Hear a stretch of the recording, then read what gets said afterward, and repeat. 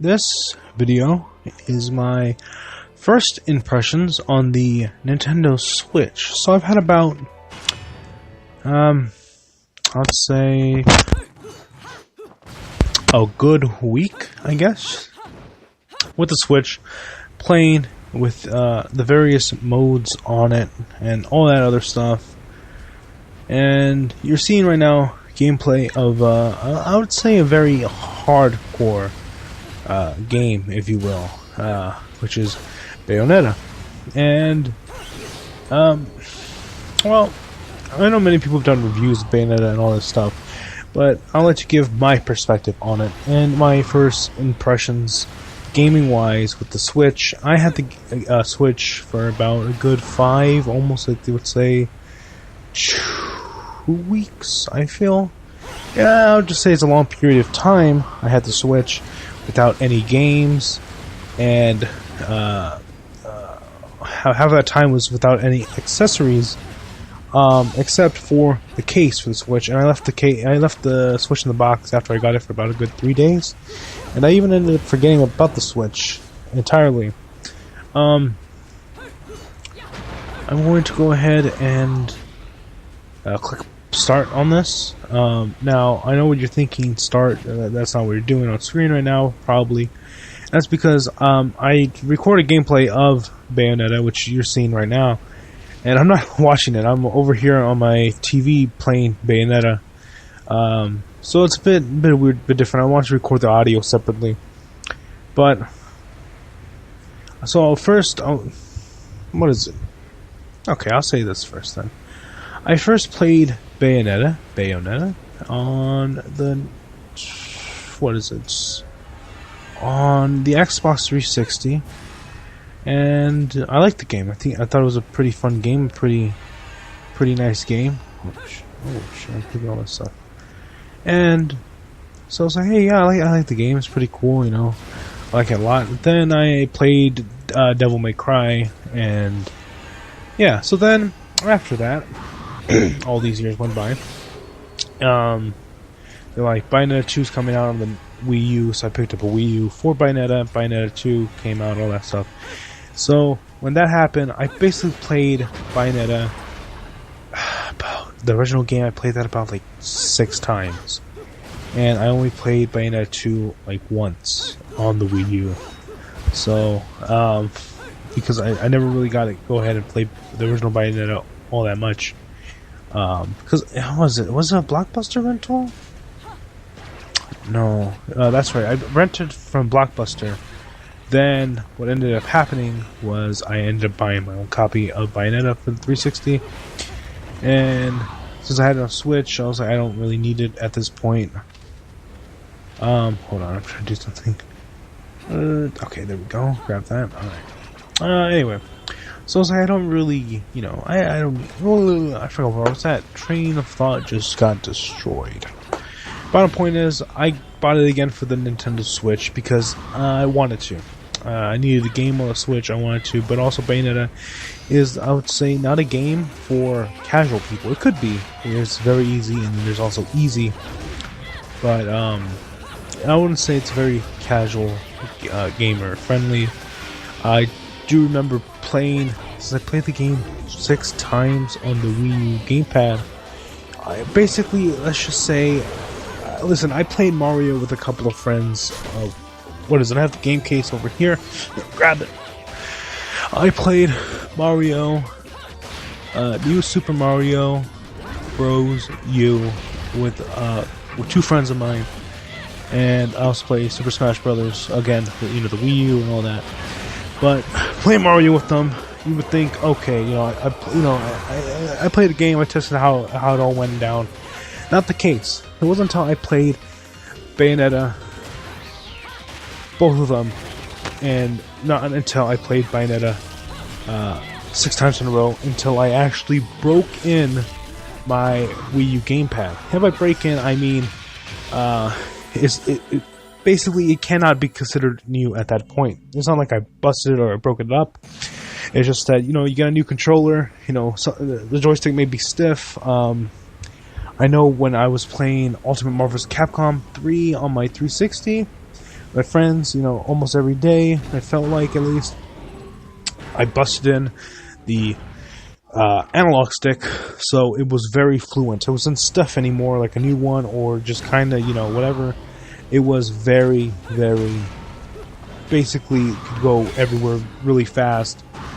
So that's what that's playing Bayonetta 6 times, basically did that for the Wii U gamepad, so picking it up again on the Switch, and playing it in all the different modes really showed me the capacity of the Switch for, not the casual market, but for the hardcore, I guess you could say hardcore, gamers who would actually play and bruise controllers. And my Joy-Con that I used to mash the buttons on ain't looking too good, but it's still functioning. And I should probably maybe take a picture of this or something. I don't know, maybe it's a bit stained there or something, but there's a little bit of I guess imprint, something. Maybe maybe it's been there all this time, but I'm looking at the other one and I barely see that on the other side of the other one. This is the left of the left Joy-Con, the one with the minus on it, and I can see a little bit of imprint. Not a little bit. I can definitely see imprint in the light on the one with the home button. That one, the right Joy-Con, and on the left Joy-Con, I see on those little arrows not that much because I never touched those at all.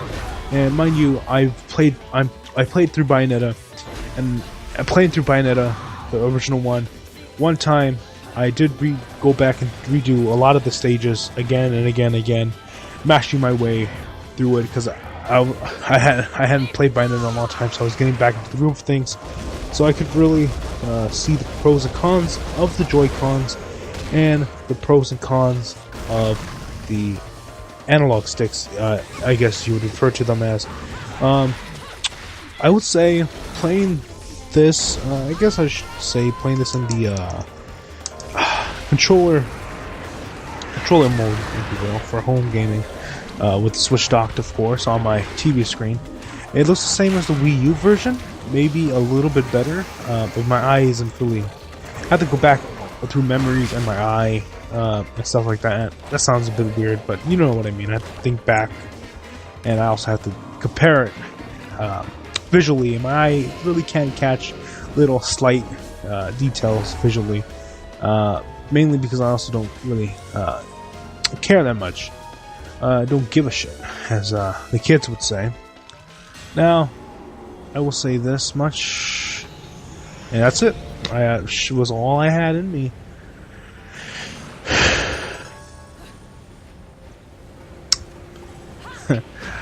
Well, let's see here. Yeah, so controller-wise here, the analog sticks.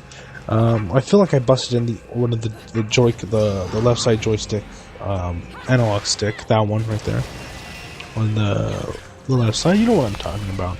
I feel like I busted it in pretty good. It feels different from the camera angle joystick. As you've probably been seeing me with the gameplay of Bayonetta, of the original Bayonetta. You probably see me punch and smack and all this different stuff. The buttons I use most are the A and X button, which is actually the Y and B button on the 360 version. Anyway, the least button I use is the Y button because that is just to shoot the gun.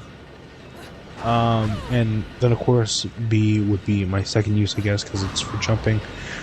Because of Bayonetta, I've had not slam, but I had to use the what would be known as the right trigger, but now it is renamed to the ZR button. The ZR button is of course to dodge, and the game's all about dodging and smacking your enemies up, and then of course to lock onto your enemies, which is with the referred to as the R button. So it's left trigger, right trigger, and then the bumper button. Okay, yeah, there we go. I'm trying to remember the terminology for the 360. Yeah, whatever. Anyway, so the right bumper, R button, ZR, and R. Ooh, that's a bit weird. Anyway, so using that, but also it's a bit weird because the R button's so slim. So when you're holding down to lock on, you have to end up using your other finger or non-lock on and then dodge. But this game's very critical about the dodging. So that gets a little bit messy. So I end up not locking on as much, which is pretty bad because you need to have the lock on. Do you know what I mean? But and something small, but something small like that could change the life or death. Starting over and not getting that pure platinum, or getting that platinum, or even getting that gold. Let's see here. When playing, by the way, I'm not doing this for script. I'm doing this for my memory, just making it up as I go. So walking around here, so right now my finger, my thumb, is actually on the camera as I'm walking around, being synced basically. Then if I have to jump, I have to lose camera angle and just start hitting randomly. Now all this has become, second thought, subconsciously, I guess, is the word, either second thought or either way. It's not in front of my mind. I'm doing this basically in the back of my mind here. So jumping around and all that stuff, you kind of get the hang of it, but it feels really weird. So I guess another thing that I should tackle that is very weird is that what is it? So on the left joystick, my thumb is on the analog stick, and then my pointer finger is right there on the switch button, the switch weapons button, which is the left bumper, and then to taunt is the L button, which at least I hardly use the taunt button. I have a thing equipped that actually, if I taunt a enemy successfully, I get a health back. Anyway, to swap weapons isn't that big of a deal. To go ahead and move around isn't that big of a deal. What is a bit of a bigger deal is to use items, which would be the up, left, right, and down buttons. I don't know what you call them. They're just those little arrows on the Joy-Con pointing. However, many people say that it lacks a D-pad, and that's true. But for Bayonetta solely, and I know it's a constant to play more games than Bayonetta, but I'm just saying, when we're talking about Bayonetta specifically, when you could equip basically items and stuff, and you hold up, and basically by holding up, you get to go ahead and eat that lollipop. Well, her items are lollipops, so you get to equip certain lollipops to those little things basically, and what happens there on screen mimics what's on the pad, which is selecting. If you were to hold left and press and hold left, you would whatever you set there in your item inventory screen, you'll basically go ahead and activate, and the effect will occur. Let it be something like this. What is this? Magic flute, or Mega Yellow Moon Lollipop, or the Mega Bloody Rose Lollipop, or the Mega Purple Magic Lollipop, or even the Mega Green Herb Lollipop, or the Green Herb Lollipop. Heal yourself, all that stuff. That would activate. That's much more in a. It's fitting for that little non-existent D-pad you got going there. I do like, though, that it's one press. Moving on, by the way. Move to the basically take a picture type of thing they got going here. Is that it's one press for a screenshot, and you hold it down for a 30-second recording.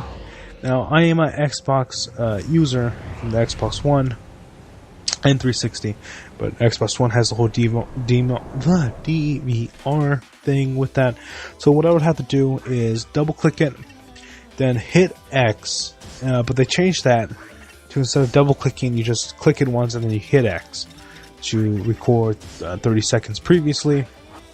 So with this, it's a bit more nicer that I just have to hold it and there we go. I don't know how that would affect online gaming. I guess it would be much more quicker. But the Joy-Cons on the controller that it comes with, to make it controller mode, I guess you could say, it's very wide. Like, there's a lot of empty space here. Like the space in between, where it says Nintendo Switch on it, that's very empty and very spacious, I would say. The bits on the end of the Joy-Cons are, again, bit spacious. Looking at the 360 controller, where there's spaces, it's mainly with grips and stuff. So let's say I'm holding it in my hands, which I am now, moving my thumb all the way to the screen, take a picture, is a bit reachy. So if I'm playing an online game and I go to reach it, I'm probably going to hit nothing, which, looking at it, I hit the in-between of the Joy-Con and where it's gripped onto, and I missed the button. I reached under the button. So doing it out of, I gotta take a picture now, boom. I have to get used to it, and I'll probably have to delete a lot of mistakes, get it? Anyway. One very awkward button would be, so we got the plus button, which activates the pause menu, which is next to the X, A, Y, and B buttons.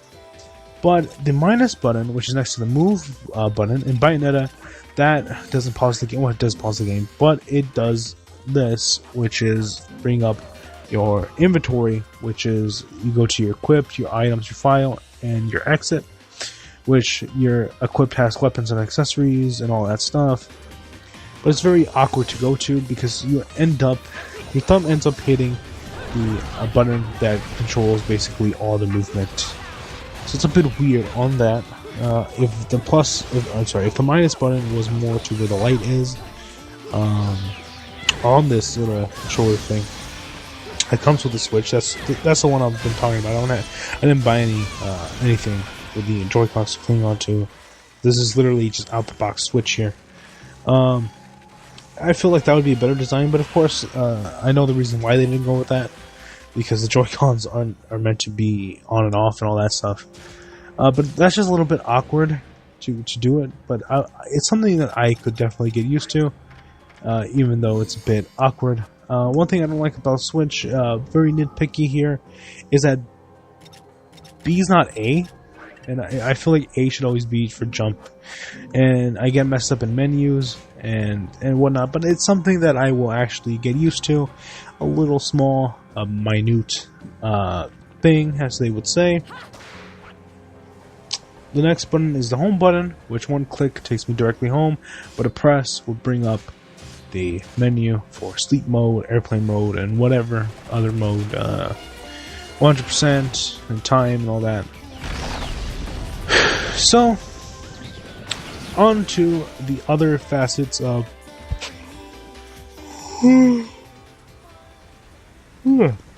Sorry about that.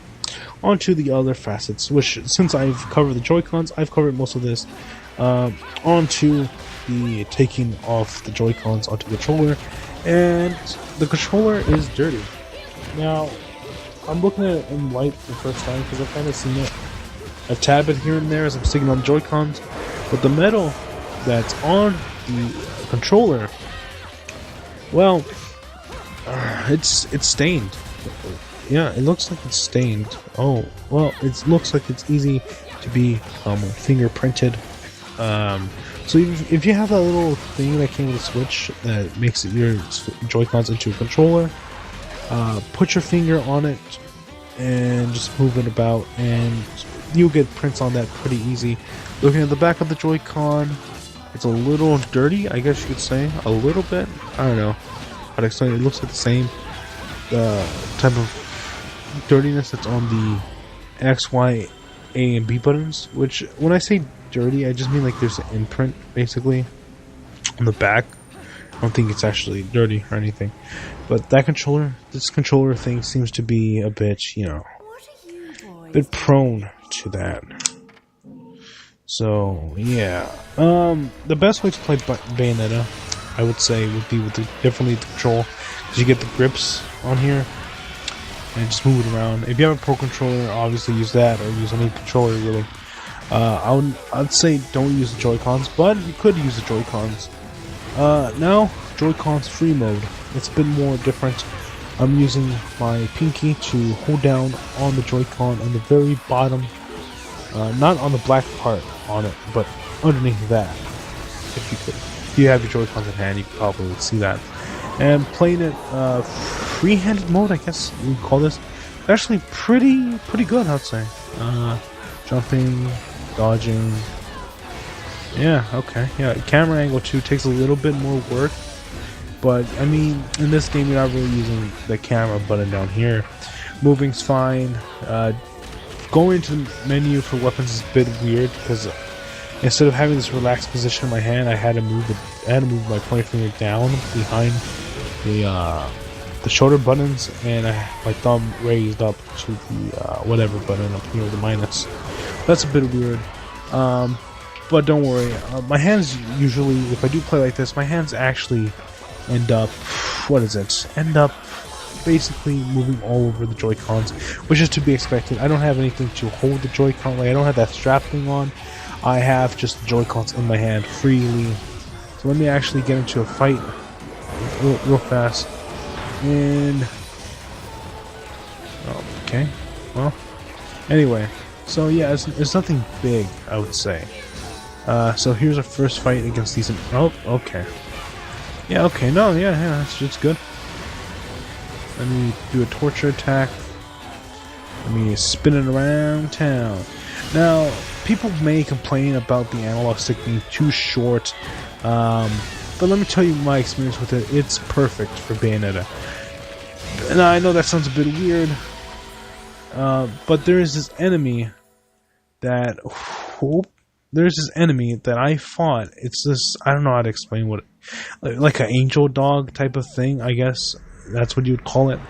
And anyway, it basically, what is it? It does this attack where it stuns you. And then you have to use the analog stick and you have to rotate it really, really fast. On 360 and on the Wii U, every time I tried doing that, basically, I couldn't. That angel enemy would end up attacking me, and then I would take damage, and it was just a real big annoyance, and it wasn't fair. On the Switch, it's so small, I could do it much more faster, which is pretty cool. Same goes for torture attacks that involve moving the analog stick in circles. They've become easier because it's so small and it's a little radius of it. That's the only plus I would say. There's no really cons here with it. So there's actually a plus. The only other game I've actually used the Joy-Cons in have been Puyo Puyo Tetris. And it's pretty good, yeah. It's not bad. It's good, I'd say, yeah. Ooh. Okay. Anyway, back on track. Also, moving the analog stick around, you can do these certain attacks. And since I use a sword and these skates that I unlocked in the game, what ends up happening is that I get to go into sword slash around, and then I go into ice skates pretty fluently, I would say. I do like it, I would say. Okay, now onto handheld mode. Oh, no, I am taking down angels right now. And I am playing on hard mode, actually, which is much more different from what you're seeing there, which is nothing more but normal mode. Anyway, enough of that. Handheld mode with Bayonetta hurts my hands. I know that's a big departure to all this stuff I'm saying here, but it does hurt my hands. I can't lie. I can't make that up. Oh, Jesus Christ, that's a lot of them. Oh, well, I just died. So, let me pause my game here. And let me put this in handheld mode so I can get a better understanding for you guys here. So, in handheld mode, I'm really using my palms to hold it and all that stuff. So, you click continue. And, yeah, so moving around here, camera's a bit, I don't know if it's to say awkward, but it's a bit more okay-ish. So you should play Bayonetta with the included controller, whatever thing. Then you slide your Joy-Cons on in order to make it into a controller. So a step down from that would be with the handheld mode, and the further step down would just be the Joy-Cons by themselves. None of it's bad. Let me see. Okay, well that's a bit weird. Okay, so I feel like I gotta... not stretch my thumb, but the opposite. I gotta squish my thumb in order to move the camera around. In order to... Oh god, what was that? Weird burp. Anyway, to move around all that stuff in order to jump, move the camera, and dodge. It's a bit weird, but it's doable. And this is for my hands, personally, which I've been told I have big hands. Or I think, I don't know, maybe I seem to have big hands. But anyway, now I'm going to go into a fight right now, and let's see what happens. I handle this. Again, that was a bit awkward. Oh, shit. Okay, yeah, I'm using different fingers that I probably normally wouldn't be doing. It's a different experience, definitely, I'd say that. But if you're on the go, I'd say it's just fine. Analog stick is working its magic like usual. It's much more easier to hit those item buttons. Mashing the shoot button right now. This enemy's doing a different move, which is a bit crazy, I'd say. Anyway.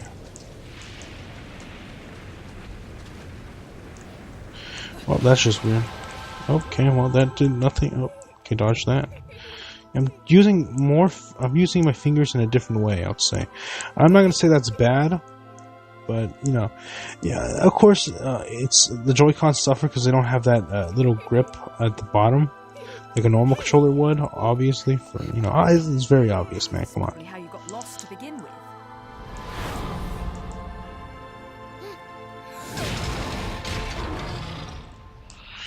Okay, so handheld mode isn't that bad. I may have over-exaggerated, but I do remember my hands getting pretty tired, at least my arm. But then again, I'm playing Bayonetta on the go here, and she's Bayonetta, man. Come on, you got a button mash like no other. So it's pretty good, yeah.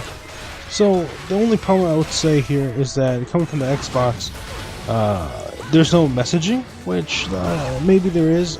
At the look at the date of the video, you'll understand.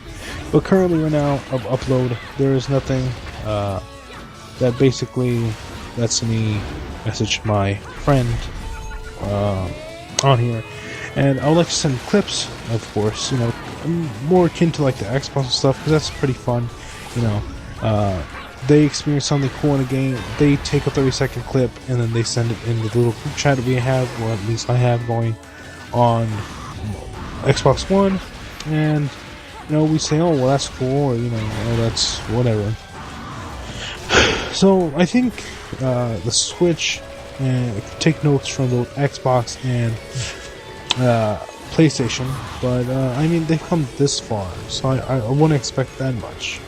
Maybe for the next console, definitely, of course, I hope this one, since they got rid of the other one that they had going there. Which, I think it's pretty cool that you could post to your social media, but the thing is, though, no one actually follows me on my social media, so basically, it's I can't explain it. It's very different though, because usually what I'll do is show friends my clips, but since you know, basically, fans nor friends follow me on Twitter, it's just random people follow me there, and whoever sees it is literally whoever sees it on the internet. So, if you would like, in the description below should be a link to my Twitter. Follow me if you want to. I do shit post and I do upload clips and screenshots of games I play, like Bayonetta and stuff like that. So, what is it? Here's a bit of a thing I think I should touch on. Here is, and it's a problem I thought I was going to have with the Wii U, but it was instantly solved because the gamepad had a headphone jack on it. It had a headphone jack on it. Now, the Switch does not have a headphone jack on the controllers. There's no bypass thing, whatever, because usually I sit down in my room, I play, I turn on my Xbox, turn on my controller, and I go ahead and I mute my TV. My TV is muted. People do not hear anything from my game. They do not hear people talking in my room. They do not hear the music that is blasting in my ears. It's all through my headset, and I like it that way very much. It's because, you know, when I watch a show on Netflix or something like that, a video on YouTube, or I'm talking or whatever, it's all in my ear. There's whatever. There's no game sound, basically, you know. So like I'm gonna take all my headphones and then, you know, hear Master Chief through my TV. I don't have to worry about that. You know, when I was younger, I was embarrassed of things like that. But now it's just like, why, you know, I am listening to TV, so it's muted through my headphones. You know, simple as that. Just stick in my headphones. There we go. But with the Switch, I have to do something a bit more different. When it's in handheld mode, it's easier to just stick it in there. But when it's in dock mode, luckily for me, I looked around my room and I found an extension cord. So all I have to do is plug in my headphones into that little hole, and then plug the headphones into the docked Switch, which thankfully the headphone jack is on top and it's not on the bottom. It would have been better if it was on the bottom for portable reasons, but thankfully it's on top because of that reason. I just saved the game clip. I didn't need to do that. Let's see. Skip the cinematic, yes. But most importantly, just to go home. Home screen wise, it's very sleek, very nice. It is not cluttered like the Xbox. Xbox One is so cluttered. You can go to news, eShop, album, controller, system settings, sleep mode, and then your profiles are on top, which technically no one's logged in, which I kind of like it, kind of don't like it. And you don't go online until you actually hit a game. But the thing is, though, I wish you could sign in, because on the Xbox One you could sign in. Well, on the Xbox, you sign in. It says, "Hey, this person's online," and then there you go. Here, it's like, okay, even though I'm online, you know, my Switch is on. I'm on the home screen. Technically, I'm not online because I'm not playing the game. So I can see this being a little bit troublesome down the line. Let's say they do adopt some methods from the Xbox and PlayStation where you can send messages, all that stuff.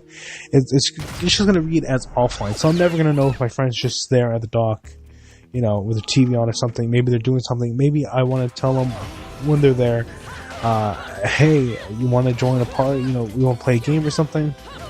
Because it would just be that's offline, and I'll be like, oh, they're just offline. But then they go ahead and play a game, and then, you know, it's a bit hard to be like, hey, you want to play this game? I know you're playing that game, you just decide to play a game, but, you know. So that's a little bit of a nitpick online-wise. However, currently I don't have games that can be played online except for Puyo Puyo Tetris and Bayonetta 2. I haven't played Bayonetta 2 yet, just been nothing but Bayonetta. I do have Nico Video, which it's pretty good, I have to say. Yeah, handheld YouTube has never been nice. Well, handheld Japanese YouTube. I do like the eShop a lot, because you could just click it. Click what profile you want to sign into. I guess, yeah. Here we go. We got recent releases, games on sale, bestsellers coming soon, and enter code, which is literally 5 things, or technically 6 because of the search option. And it's so nice. If you want to go look at all the games, you just click the search button, and then you click other search filters, and then you could filter it by release date, new to old, and then it literally shows, or old to new, and then it literally shows the first game on the Switch all the way to the latest game, or new to old, which is backwards of that. So that's how you're able to see all the games on the Switch. You have to go through 553 items currently. It's on here. Clicking the icon on top will, of course, send you to your personal stuff. Wish list, which is pretty nice, let's say. Let's see here. There's one thing I have a big problem with on the Xbox One, and that's finding a game that you own on the eShop. So let's click Bayonetta here, and instantly, from software information, the first thing I see here is this eShop, so I'm going to click that, see what that leads off to. I would assume a part of the eShop will show me where I can buy this and so forth and whatnot. And it is true, here it is, Bayonetta on the eShop. Purchased, and it was telling me, as the Foxy Witch Bayonetta. So, yeah, okay, that is way better than the Xbox One. The Xbox One, I have to literally have the game uninstalled, and then I could go see it in store. And the Switch, what is it? All you have to do is scroll down, and if the game has DLC, it'll tell you if it has DLC. And that's nice. It led me back to the information of Bayonetta that I was just viewing. It didn't take me back to the eShop and take me back to the home screen. It took me back to the last page I was on before I entered the eShop. So that's pretty good. So this already beats the Xbox One in that little part of the eShop thing, because I have to uninstall the game, click, go to store, and then if I want to see DLC, it's a bit hard because I know I was trying to find the DLC for Marvel vs. Capcom Infinite, and it was just hard to find that DLC. And I had to go through many hoops and jumps and loops to find a certain pack, what I was looking for, and then I tried to find basically a pack within a pack with just all this stuff. But with the Switch here, I've seen how they handle DLC, and it's smooth. You click the game, you go down, there's the DLC. There's no bullshit. Thank you, Nintendo. What is it? So I have been playing Tetris and stuff like that, and me and my friend actually played using the Joy-Cons on the road as well, mind you. So when I say I've put this to the test, I have put this to the test, because it went from 2-player in the house to 2 players on the road in the car, and it worked splendid, I'd say. Even when you're not using the Joy-Cons with the whole strap-on thing, clicking the buttons right here, the little what does this say here? SR and SL, those ones, when it's sideways, those aren't that hard to press, especially if your finger's already on it. That may sound a bit weird. The only problem I have is pressing the back buttons and then taking out the Joy-Con controllers. But it's not that big of an issue. It's just a me thing. So the Switch, the first impressions of the Switch gaming-wise, breaking it in, it's good. It's nice. It's wonderful for the hardcore gamers. So if you are wondering if it is... how it would compare and all that stuff, hardcore gaming, all that shit. Yes, I have played a first-person shooter. It was a demo of this game that was like Portal, and it was a bit weird. It could either, I don't know, I don't want to blame the Switch. It could either be the Switch, or it could just be the game's controls. I don't really know, but hopefully we'll see a first-person shooter that I do know that is actually on the Xbox One brought here. Let that game be PUBG, or let that game be Overwatch. Hopefully it's Overwatch, because I would definitely love to play on the Switch on the go. But I'd have to fix internet. I don't know how the hell you do that wireless shit on the go.